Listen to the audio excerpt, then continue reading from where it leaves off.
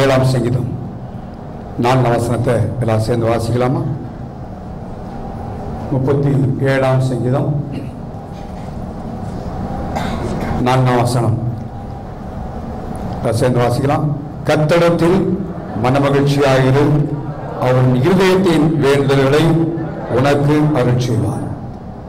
கடந்த வாரத்திலே நாம் இருதயத்தின் வேண்டுதல்களை தேவன் அருள் செய்கிறவர் என்பதை குறித்து கர்த்தருடைய வார்த்தையை நான் அதை மையமாக வைத்து நான் பகிர்ந்தோன்றேன்.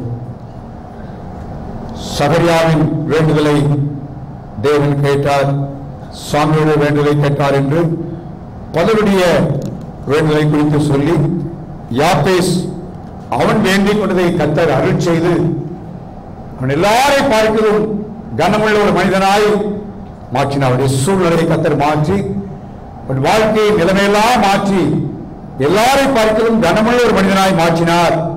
ஆகவே நம்முடைய ஆண்டவர் நம்முடைய வேண்டுதலை கேட்டு நம்மையும் ஆசீர்வதித்து உயர்த்துவார் என்று நான் உங்களோடு கர்த்தருடைய வார்த்தை பகிர்ந்து கொண்டேன். ஆண்டவருடைய ஆசீர்வாதங்கள் எல்லாம் நிபந்தனைக்குட்பட்டது என்பதை நாம் மறந்து போகக்கூடாது.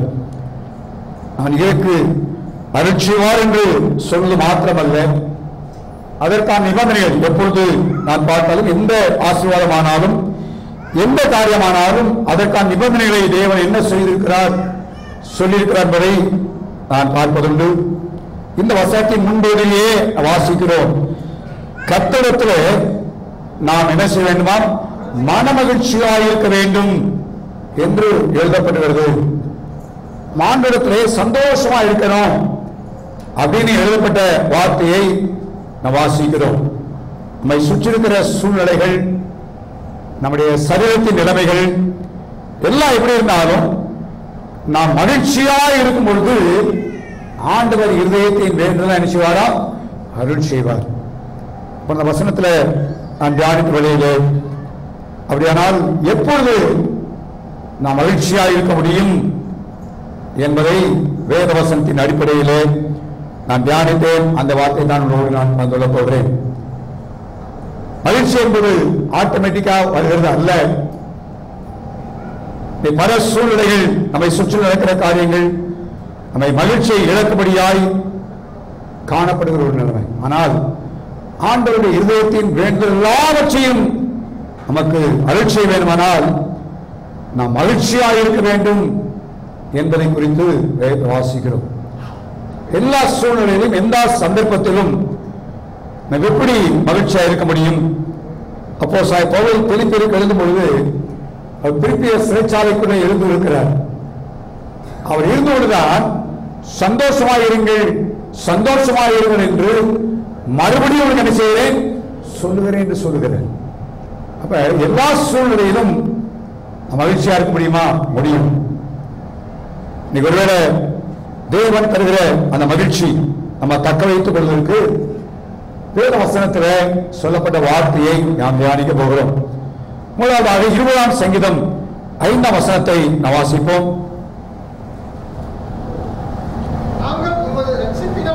நாங்கள் உமது ரட்சிப்பினால் மகிழ்ந்து என்று எழுதப்பட்ட வார்த்தை வாசிக்கிறோம்.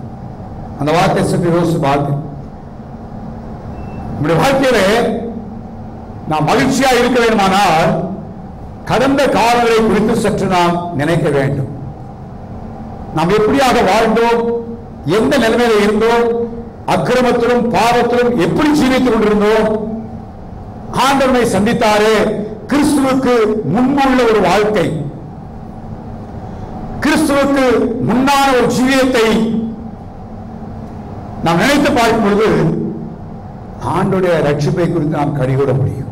சந்தோஷமா ஆண்டவரே, அப்பேற்பட்ட உளையான சேற்றிலிருந்து, பாவத்திலிருந்து, மோசமான ஒரு பின்னணியத்திலிருந்து என்ன நீங்க ரட்சித்தீங்களே அப்படின்னு நினைக்கும் பொழுது பெரிய சந்தோஷம் நமக்குள்ள உண்டாகும். ஹல்லேலூயா, ஹல்லேலூயா. அதான் இஸ்ரவேல் ஜனங்கள் தேவன் அடிக்கடி நினைப்பூட்டின ஒரு காரியம். நீ அடிமையாயிருந்ததை மறந்து போகாத. எவ்வளவு கஷ்டப்பட்ட, எவ்வளவு பார்வனை உபத்திரப்படுத்தினான், எவ்வளவு வேதனைப்படுத்தினான் என் நினைவொரு நிறைவுன்னு சொல்கிறார். அந்த ரட்சிப்பை நாம் நினைவுறும் பொழுது நமக்கு ஒரு பெரிய கழிவு வருது. இன்னைக்கு நாம் கர்த்தருடைய பந்திய நாம் பங்கு வர போகிறோம். அது விசேஷமா நாம் செய்யக்கூடிய காரியம்,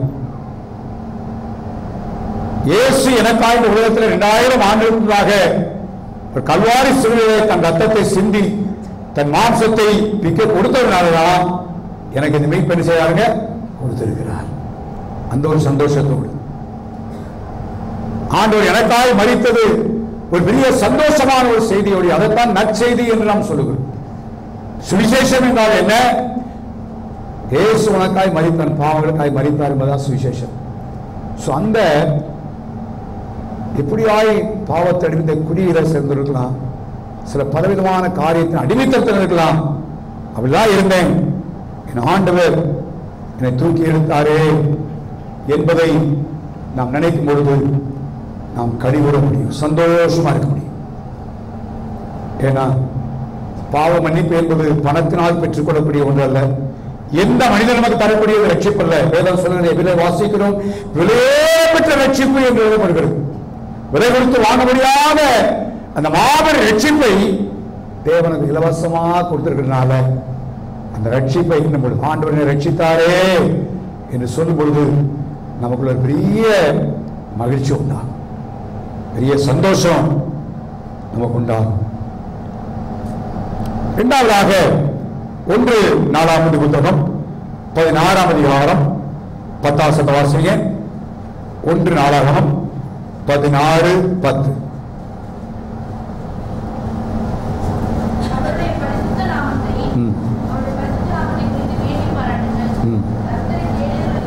கர்த்தரை தேடுடைய இருதயம் மகிழ்வதாக.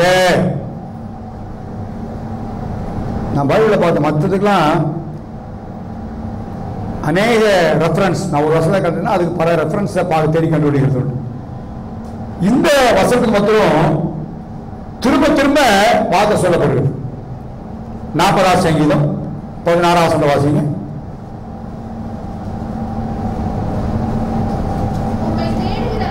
உம்மை தேடுகிற அனைவரும் உமக்குள் மகிழ்ந்து சந்தோஷப்படுவார்களாக. பாருங்க அந்த வசனம் திரும்ப, தேடுகிறவர்கள். ஆண்டவருடைய தேடுவருடைய உள்ளம் மகிழ்ச்சியா இருக்கும். ஆண்டவரை தேடும் பொழுது 70ஆம் சங்கீதம் 4ஆம் வசனம் வாசிங்க.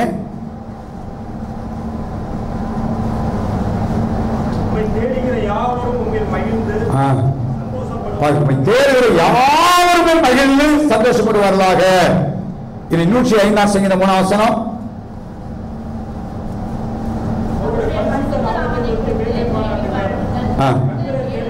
கர்த்தரை தேடு இதய மனுஷராக. திரும்ப திரும்ப திரும்ப என்ன எழுதப்படுகிறதுனா, நம்முடைய எப்ப நம்ம மகிழ்ச்சியா இருக்க முடியும் அப்படின்னா ஆண்டவரை தேடும் பொழுது, கர்த்தரை தேடும் பொழுது. உதாரணமா நீங்க பைபிள்ல பாத்தீங்கன்னா தாவீதுடைய வாழ்க்கையை நம்ம பார்க்க முடியும். தாவீதுடைய வாழ்க்கையில ஏராளமான பிரச்சனைகள், சவுலினால் வந்த போராட்டங்கள், சொந்த குமாரனாய் அப்சலோமே அவனுக்கு விரோதமாக எழுதின காரியம், இது எல்லாவற்றையும் பார்க்கிறோம். ஆனா சங்கீதத்தில் பல இடத்துல பார்த்தீங்கன்னா ஆண்டவரத்துல கடி கூறுவதை பார்க்கிறோம், சந்தோஷமா இருக்கிறத பார்க்கிறோம். தேவனுடைய சந்தோஷத்தை குறித்து அதிகமாய் சொல்லுகிறோம். வாசிப்போமானா வாசிங்க. 4ஆம் சங்கீதம் 7ஆம் வசனத்தை வாசிங்க. ஆப்போம். அவர்களுக்கு தானியமும் திராட்சரசமும் பெருகிருக்கிற காலத்தின் சந்தோஷத்தை பார்க்கிலும். பாத்தீங்களா, ஆண்டவரை தேடின ஒரு மனிதன். தாவீதை குறித்து கர்த்தரை நாம் பார்ப்போமானா, தேவனை தேடினவை பார்க்க அதிகாலையிலே தேடுவேன் சொல்லி சொல்லுகிறான். அந்தி சந்தி மதியான வேளையிலே நோக்கி தேடுவேன் சொல்லுகிறான். எப்பொழுது ஆண்டவரே அவருடைய சந்நிதியில் வந்து நிற்பேன் சொல்லுகிறான். தேவனை அதிகமாய் தேடினவன் எல்லா சூழ்நிலையிலும், எல்லா சந்தர்ப்பத்திலும், எல்லா நிலைமையிலும் கர்த்தரை தேடினான். சொல்றான், இந்த உலகத்தில் உள்ள மக்களுக்கு திராட்சரசம், அதாவது மெட்டீரியல் பிளெஸிங், பொருளாதாரத்தில் ஒரு பெரிய செழிப்பு வரும் பொழுது அவர் சந்தோஷம் அடைகிறார்கள். பொருளாதாரத்தில் பெரிய முன் உயர்வு ஆசீர்வாதம் வரும்போது ஒரு பெரிய மனுஷன் உண்டாகும். நான் சொல்றான், அதை பார்க்கிலும் அதிக சந்தோஷத்தை என் இருதயத்தில் சேருங்க தந்தீர். கர்த்தரை நாம் தேடும் பொழுது நம்முடைய இருதயம் சந்தோஷப்படும். பல நேரங்களில் நம்ம இருதயம் துக்கத்தோடு இருக்கலாம், வேதனைப்படலாம். அந்த நாட்களில் தேவனை விட்டு தூரம் போகிறதில்லை, தேவ சமூகத்தில் நாம் வர வேண்டும். தேவ சமூகத்தை நோக்கி நான் ஜெபிக்க வேண்டும், தேவ சமூகத்தை தேட வேண்டும். அந்நாள் வாழ்க்கையிலே மன கிளேசமுள்ள ஸ்திரீயாய் காணப்பட்டாள். துக்கத்தோடு தேவ சமூகத்தில் வேதனையை தெரிவித்தாள். கர்த்தர் மகிழ்ச்சியுடன் பண்ணதை பார்க்கும். இந்த காலவெளியிலே இந்த வருஷத்துக்கு இறுதி நாட்டில் ஓடிக்கொண்டிருக்கிறோம். பல காரியங்கள் மிக விரைவாய் போய்கொண்டிருக்கிறத பார்க்கிறோம். இந்த அக்டோபர் நவம்பர் மிக விரைவாய் முடித்துவிடும். காலங்கள் மிக வேகமாய் ஓடிக்கொண்டிருக்கிறது.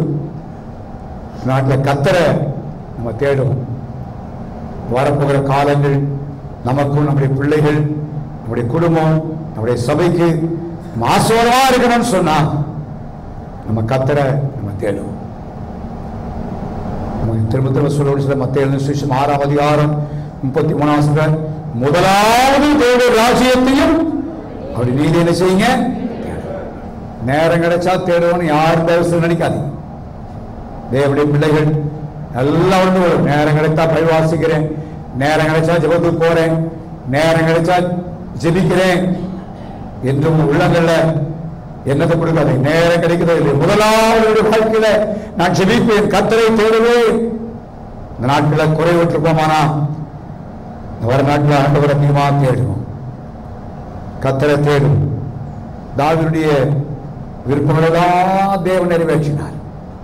அவனுக்கு கர்த்தருக்கு எப்படியாயினாலே அந்த தேவனுடைய ஆசரிப்பு கூடாரத்தை கொண்டு வரும், உடன்படிக்கை பெட்டியை கொண்டு வரணும்னு சொல்லி ஒரு உள்ளத்துல ஒரு பெரிய விருப்பம்.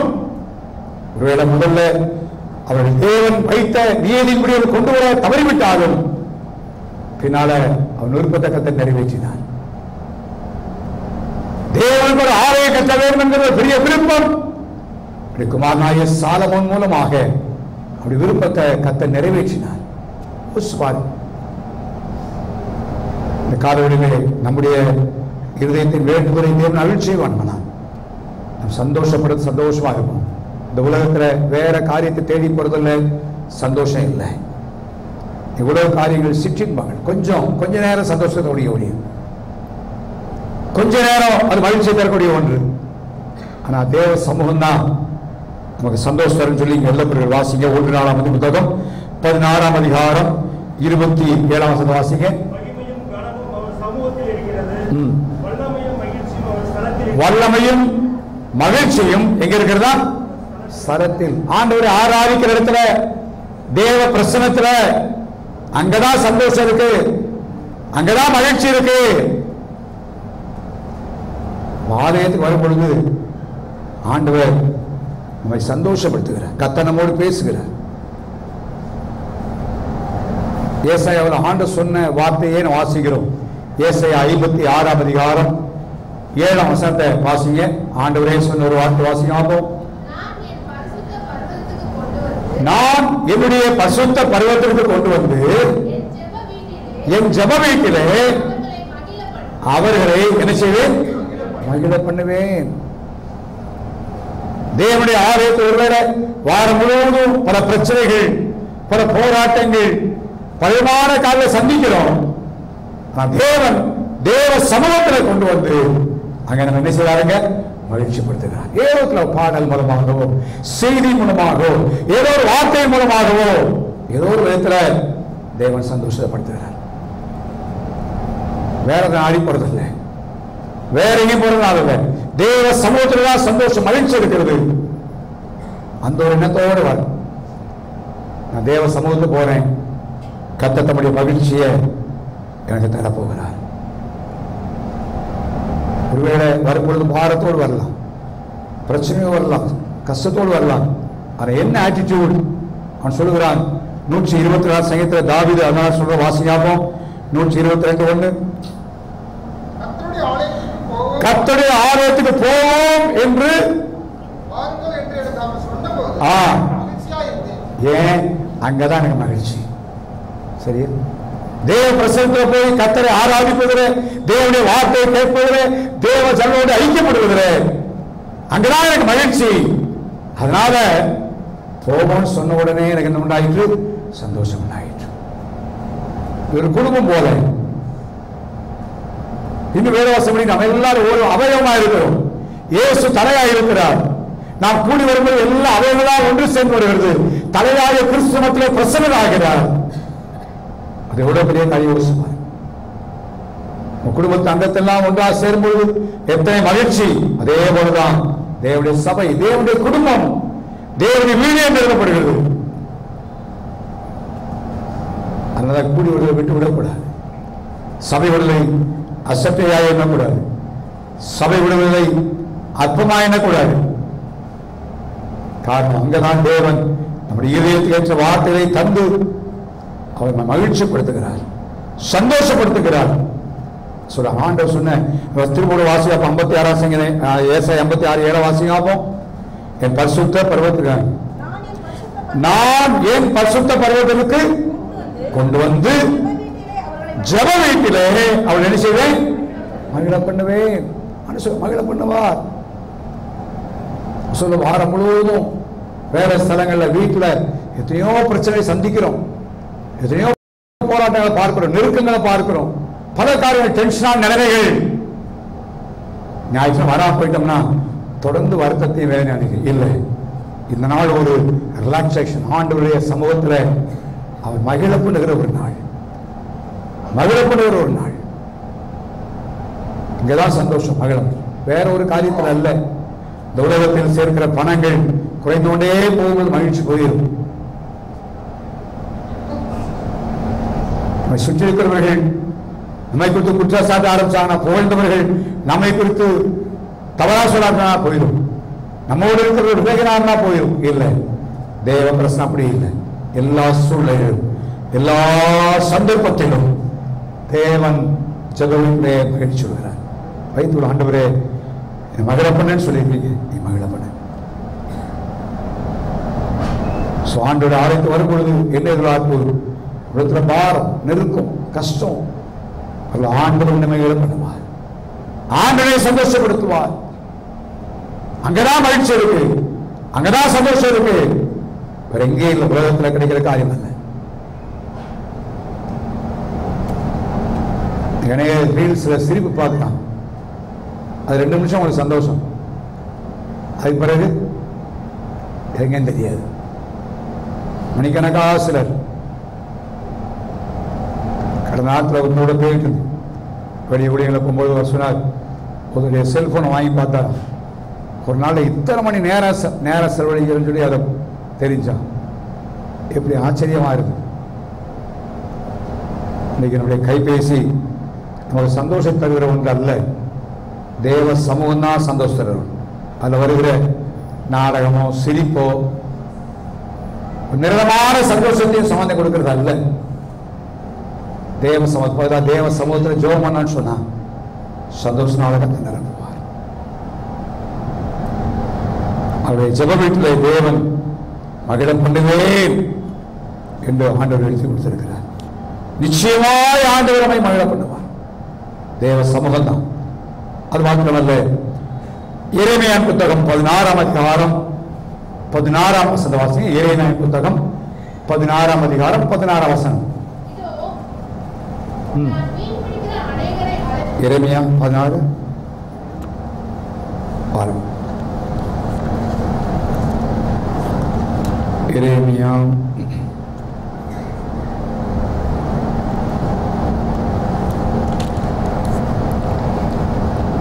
15ஆம் அதிகாரம் 15-16. உம்முடைய வார்த்தைகள் கிடைத்தவுடனே அவரை உட்கொண்டேன். உம்முடைய வார்த்தைகள் எனக்கு சந்தோஷமும் என் இதயத்திற்கு.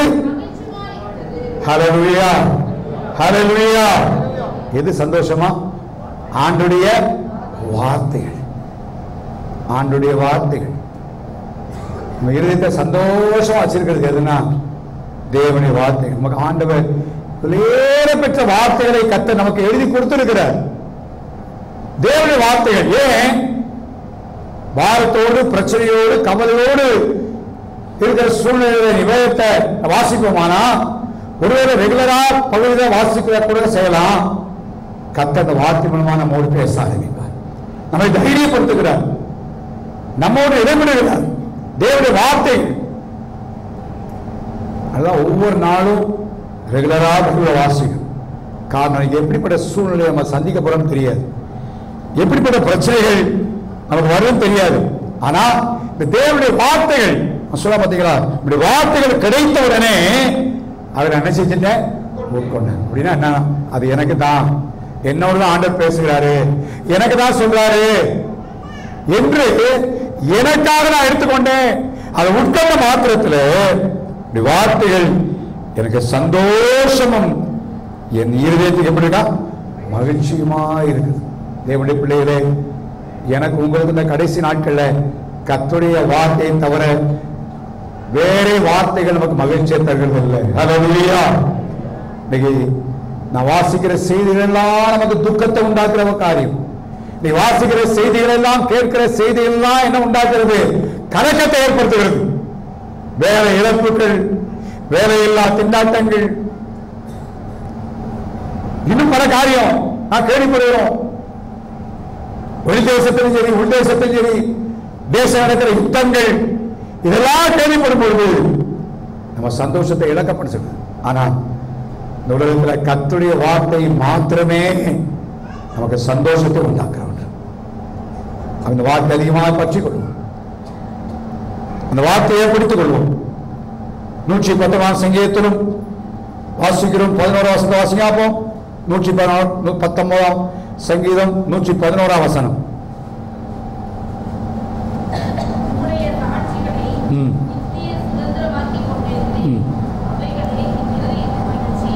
அதுவே இருதயத்தின் மகிழ்ச்சி. 119 சங்கீதத்துல திரும்ப திரும்ப திரும்ப வாஸ்தமானா வசனம் தான் பிரியமா இருக்கிற ஆண்டவரே, வசனா மகிழ்ச்சி, வசனா மகிழ்ச்சி என்கிற வார்த்தையை நான் திரும்ப திரும்ப பார்க்கிறோம். தேவனுடைய வார்த்தையே நமக்கு மகிழ்ச்சி, தேவனுடைய வசனமே நமக்கு மகிழ்ச்சி. கர்த்தருடைய வார்த்தையை நம்ம பற்றிக் கொள்வோம், ஆண்டுடைய வசனங்களை இந்த நாட்கள் பிடித்துக் கொள்வோம், தேவனுடைய வார்த்தைக்கு நம்ம அதிகமாக இடம் கொடுப்போம். எஸ்ராவின் புத்தகத்தில் வாசிக்கிறோம், அந்த ஜனங்கள் ஆண்டவர் சொன்ன வார்த்தையின்படி அவர்கள் எஸ்ரா தேவனுடைய வார்த்தையை போதிக்கிறான்.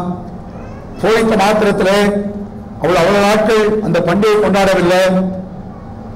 அவன் வாசித்த பின்பு அந்த வார்த்தையை கேட்டு வாசி 22 வாசிங்க, 6ஆம் அதிகாரம் 22 வாசிங்க. அப்போ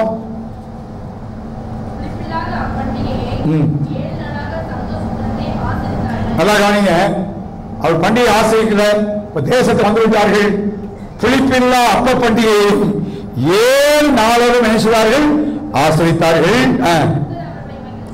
கர்த்தர் அவர்களை நினைச்சாரா மகிழ்ச்சியா, பெரிய சந்தோஷம் உண்டாயிடுச்சு அவளுக்குள்ள. தேசத்தை இழந்து போனாங்க, ஆலயம் இடிக்கப்பட்டிருந்துச்சு, அலங்கரிக்க போச்சு. ஆனா இப்ப அந்த 6வது பிரவேச சந்தோஷமா கொண்டாடிட்டு அவங்க மகிழ்ச்சியோடு செய்தார்கள். இப்படி வாழ்க்கையில தேவனுடைய வார்த்தைகளுக்கு கீழ்ப்படியும் பொழுதெல்லாம் நமக்கு மகிழ்ச்சியை தேவன் தருகிறார். 2 வார்த்தையை சொல்லி முடிக்க விரும்புகிறேன். 104ஆம் சங்கீதம் 34 வசனம்.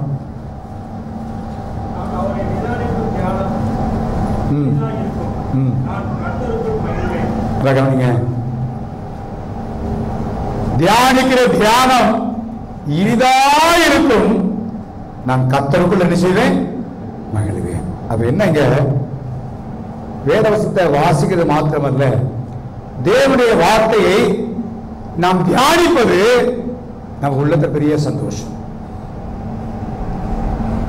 தியானிப்பதுனா என்ன, அதை நினைவுறுவது.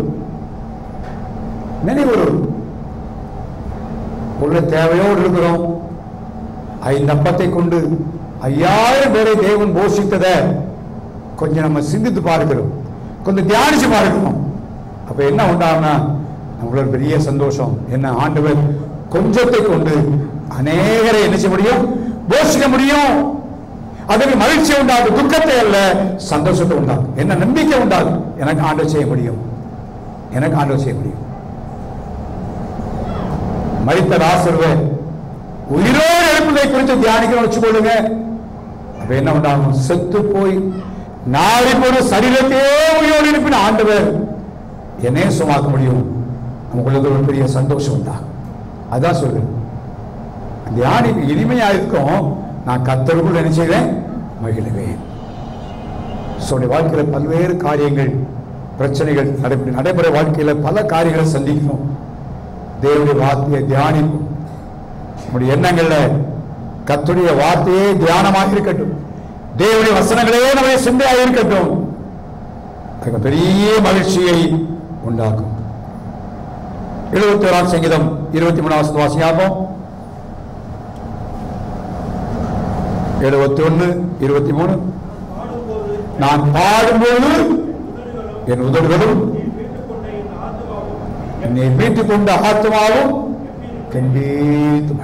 தெரியுமா, ஆண்டவரை துதிக்கும் பொழுது நம்முடைய உள்ள மகிழ்ச்சியாய் மாறும். ஆண்டவர் துதிக்கும் பொழுது, அவரை ஸ்தோத்திரிக்கும் பொழுது, அவர் செய்த நன்மை எல்லாரும் வைத்து நாம் துதிக்கும் பொழுது நம்முடைய உள்ளம் மகிழ்ச்சியா நிறம். முறுமுறுத்து புலம்பி குறை சொல்லி குற்றம் சாட்டுவோமானா நம் உள்ளம் வெறுப்பினால் நிறைஞ்சிடும், கசப்பினால் நிறையும், வெறுமையாக்கப்படுவது போல ஆயிடும். அதுக்கு மாறா இதெல்லாம் பாடுவது என்பது ஏதோ ஒரு நேரப்போக்கல்ல. தேவனை பாட வேண்டும். சும்மா இருக்கும் பொழுது கர்த்தரை துதித்து பாடும் பொழுது நம்முடைய உள்ள சந்தோஷம்.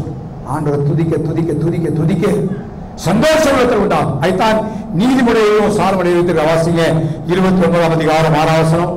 நீதிமொழிகள் 29:6.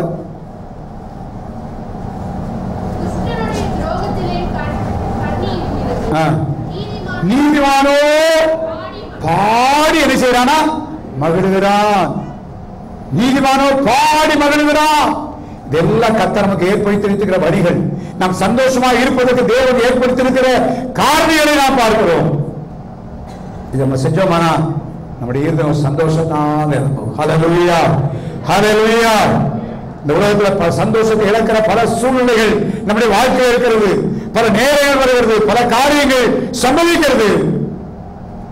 ஆனா தேவன் ஏற்படுத்தியிருக்கிற காரணிகளை நம்முடைய வாழ்க்கையில நாம் நினைப்போமானால், சிந்திப்போமானால், செயல்படுத்துவோமானால் நம்முடைய இதயம் சந்தோஷமாயிரு.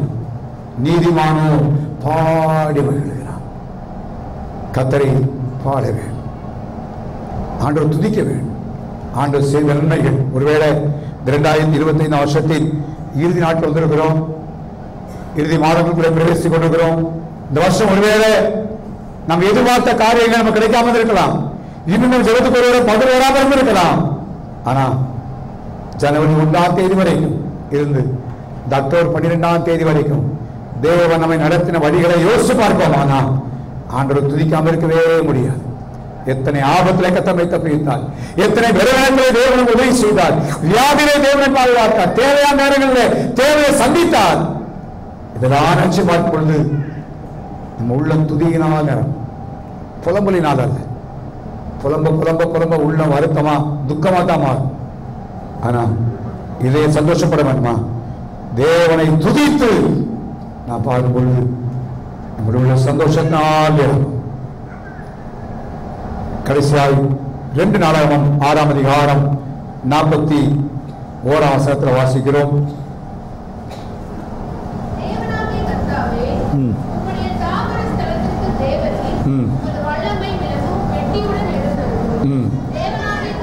தேவனாகிய கர்த்தாவே,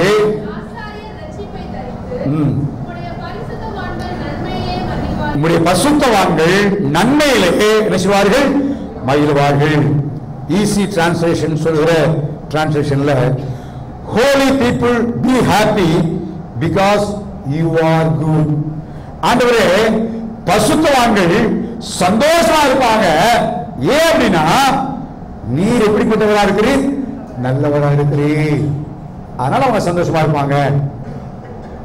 இந்த காலவெளியிலே நம்முடைய உள்ளத்தில் சந்தோஷம் வேணுமானால் நம்முடைய ஆண்டவர் நல்லவர் என்கிற உணர்வு வேணும். எல்லா சூழ்நிலையிலும் எல்லா சந்தர்ப்பத்திலும் நம்ம ஆராதிக்கிற ஆண்டவர் எப்படிப்பட்டவராக இருக்கிறாரு? சப்பா சொல்லுங்க, நல்லவராக இருக்கிறார். மனிதர்கள் மாறலாம், காலங்கள் மாறலாம், சூழ்நிலை மாறலாம், தேவன் மாறாதவர். அவர் நல்லவராகவே செய்தார் இருக்கிறார் என்று எழுதப்படுகிறது. சாத்தான் தீமை செய்தாலும் அந்த தீமை என்ன செய்வாங்க? நன்மையாய் மாற்றுவார். அதை எண்ணும் பொழுது நம்ம உள்ளத்துல சந்தோஷம் உண்டா? இப்ப நான் சொன்ன காரியம் எல்லாம் ரொம்ப லேசா நான் சொல்லிட்டேன்.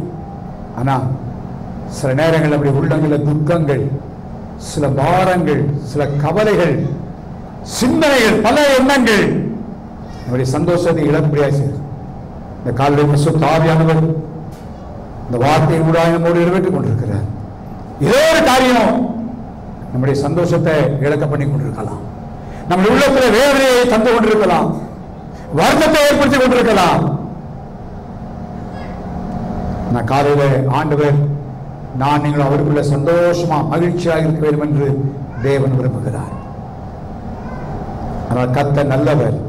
சாத்தான் தீமை செய்தால் அந்த தீமையை தேவன் நன்மையாய் மாற்றுவார் என்கிற அந்த உணர்வுமானா நம்ம சந்தோஷமா இருக்க முடியும்.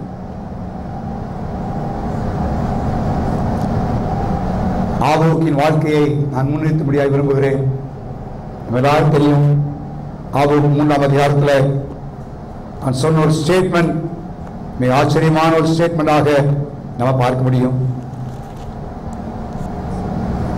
அத்திமரம் தொழிலாமல் போனாலும், திராட்சை செடிகளில் பலம் உண்டாமல் போனாலும், ஒளி மரத்தின் பலன் அற்று போனாலும், வயல்கள் தானியத்தை விளையாக போனாலும், கிடையில் ஆட்டு மந்தையில் முதற்று போனாலும், தொழுவத்திலே மாடு இல்லாமல் போனாலும், நான் கர்த்தருக்குள் என்ன செய்வேன்? அந்த வசனத்தை லேசா வாசிக்கிறோம். ஆனால் இது நம்ம வாழ்க்கையின் அனுபவமாய் மாற வேண்டும். ஏதோ சில காரியங்கள் உள்ளத்தை வேதனைப்படுத்தி, துக்கப்படுத்தி, வருத்தத்தை ஏற்படுத்தி இந்த காலவெளி இருக்கலாம். இந்த காலவெளியிலே நான் நீங்கள் ஜெபிக்க போகிறோம். தாவி ஜெபித்தது போல 2 வசனங்களை எல்லாரும் சேர்ந்து வாசிக்க போகிறோம். 85ஆம் சங்கீதத்தில் தாவீது பண்ண ஜெபத்தை நம்ம வாசிக்க போறோம்.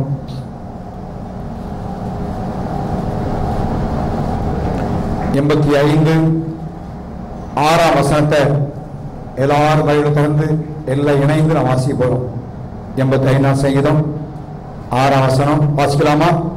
உமது ஜனங்கள் உம்மில் மகிழ்ந்திருக்கும்படி நீர் எங்களை திரும்ப உயிர்ப்பிக்க மாட்டீரோ?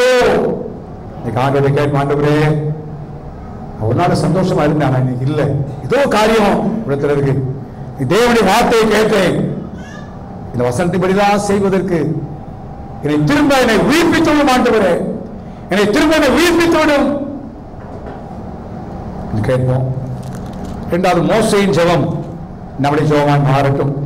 90ஆம் சங்கீதம் 14ஆம் வசனத்தை வாசிப்போம். 90ஆம் சங்கீதம் 14ஆம் வசனம் எல்லாம் சேர்ந்து வாசிக்கலாமா? நாங்கள் எங்கள் வாழ்நாளெல்லாம் கடிகொண்டு மகிழும்படி காலையிலே எங்களை கிருபையால் திருப்தியாக எல்லா இடத்தை எழுதி மீட்கலாமா?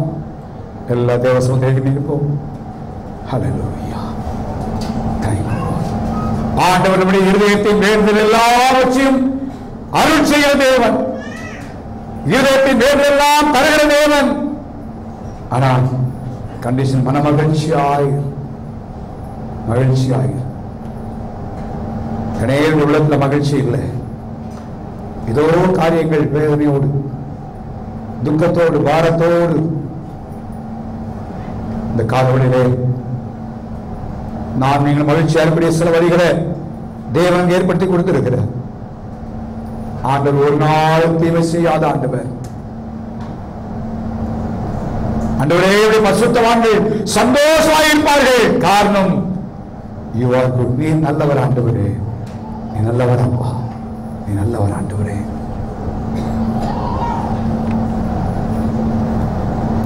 அப்படி உள்ள துதியினால் நிரம்பட்டும். தேவ வார்த்தை துதியினால் நிரம்பட்டும். நம்முடைய உள்ள சந்தோஷமா மாறும். முறுமுறுப்பு, புலம்பல் இதெல்லாம் வாழ்க்கை இதுவரை கர்த்தர் நடத்தின விதைகள் நினைச்சு நல்ல ஆண்டோட துதிப்போம். இப்படி உள்ள சந்தோஷத்தினால் நிரம்பும். தேவனுடைய வார்த்தை தான் நம்முடைய சந்தோஷம். உடைய வார்த்தையில் கிடைத்தவுடனே உட்கண்டேன். அது எனக்கு சந்தோஷமும் ஆத்மாவுக்கு மிக ரொம்ப மகிழ்ச்சியா இருந்தது. அந்த வார்த்தை தான் நமக்கு சந்தோஷம். இந்த உலகத்தை மனிதனுடைய வார்த்தையில் அல்ல, மனிதனுடைய வார்த்தைதான் மாறி போகும். மாறாத தேவனுடைய வார்த்தையை பற்றி கொள்வோம். ஆண்டவரே நீங்க சொன்னீரப்பா, நீங்கள் சொன்னீரே, தேவனுடைய வார்த்தையே நமக்கு மகிழ்ச்சி. இந்த வார்த்தையை தியானிப்போம். கர்த்தர் செய்த செய்களை, அவர் அற்புதம் தியானிப்போம். நமக்கு சந்தோஷம் உண்டாகும். இவர் பெரிய தேவையோடு இருக்கலாம், பெரிய பிரயோகத்தோடு இருக்கலாம். தேவன் செய்த அற்புதத்தை, தேவன் செய்த காரியங்களை சற்று தியானித்து பார்ப்போம். அவர் கவலை அல்ல, நமக்கு சந்தோஷத்தை அது கொடுக்க ஆரம்பிச்சு. தேவ சமூகம் தான் தேவ சந்தோஷம். ஞாயிற்றுக்கிழமை ஆராதிக்கிறது சும்மா விளையாட்டுக்காக அல்ல, தேவனை சந்தோஷப்படுத்திடும். வார பொழுதும் பல பிரச்சனைகள், போராட்டங்கள், நெருக்கங்கள், கவலைகள், துக்கங்கள், சிவபெருமானை வர பண்ணி அவர் மகள பண்ணவே சொல்லியிருக்கிறார். தேவ பிரசன்னம், தேவனுடைய ஆலயம், அதை உருவாக்கோடு நாம் வருவோம். அவரை தேடுகிறவர்கள் சந்தோஷப்பட்டு கழிவுவாக. ஆண்டவரத்தில் உலகத்தில் கர்த்தரை தேடுவதற்கு முக்கியத்துவத்தை கொடுக்கும். ஆண்டவரை தேடுவதற்கு முக்கியத்துவத்தை கொடுக்கும். எல்லாத்துக்கும் மேல நம்ம இருந்த யோசிப்பா, எப்படி பாவத்திலையும் அநியாயத்தை அக்கறத்தில் இருந்தோம். அந்த ஆண்டவனை ரட்சித்தாரே, அதை நினைக்கும் பொழுது பெரிய சந்தோஷம். அவருடைய சொந்த பிள்ளையாய் மாற்றினாரே, ஒரு பெரிய சந்தோஷம். கடந்த நாட்கள்ல இதெல்லாம் நினைவும் சந்தோஷமா இருக்கலாம்.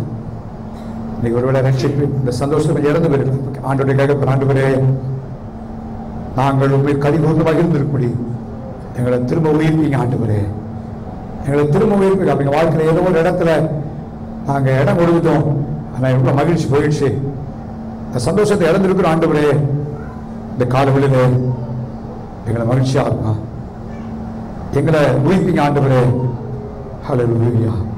எல்லாரும் சத்தத்தை ஜெபம். ஹல்லேலூயா. எல்லாரும் வாய்ப்பு ஜெபம், எல்லாரும் வாய்ப்பு ஜெபம். Oh hallelujah, hallelujah, hallelujah, hallelujah. கர்த்தாவே உமக்கு ஸ்தோத்திரம் ஆண்டவரே, உம்மை துதிக்கிறோம் அப்பா. உரபலபர ஷபரபல கதரம. ஓ திரும்ப உயிர்ப்பீங்க ஆண்டவரே. ஒவ்வொரு உமக்குள்ளே கலிகூர்ந்து மகிழும்படியாய் எங்களை உயிர்ப்பையும். ஹல்லேலூயா, ஹல்லேலூயா, ஹல்லேலூயா. ஓ ஹல்லேலூயா. வாழ்க்கையை தக்க வைத்துக் கொள்ள, சந்தோஷத்தை தக்க வைத்துக் கொள்ள தேவாவியானவரே நிர்வகிச்சபடியாய் ஜெபிக்கிறோம் அப்பா. ஓ ஹல்லேலூயா. உரபலபர ஷபரகதரமா. ஹல்லேலூயா, ஹல்லேலூயா, ஹல்லேலூயா, ஹல்லேலூயா, ஹல்லேலூயா. கர்த்தாவே உமக்கு ஸ்தோத்திரம், ஸ்தோத்திரம், ஸ்தோத்திரம், ஸ்தோத்திரம், ஸ்தோத்திரம், ஸ்தோத்திரம், ஸ்தோத்திரம். தொடர்ந்த காலவெளியிலே நாம் கர்த்தருடைய பந்திலே பங்கு பெறப் போகிறோம்.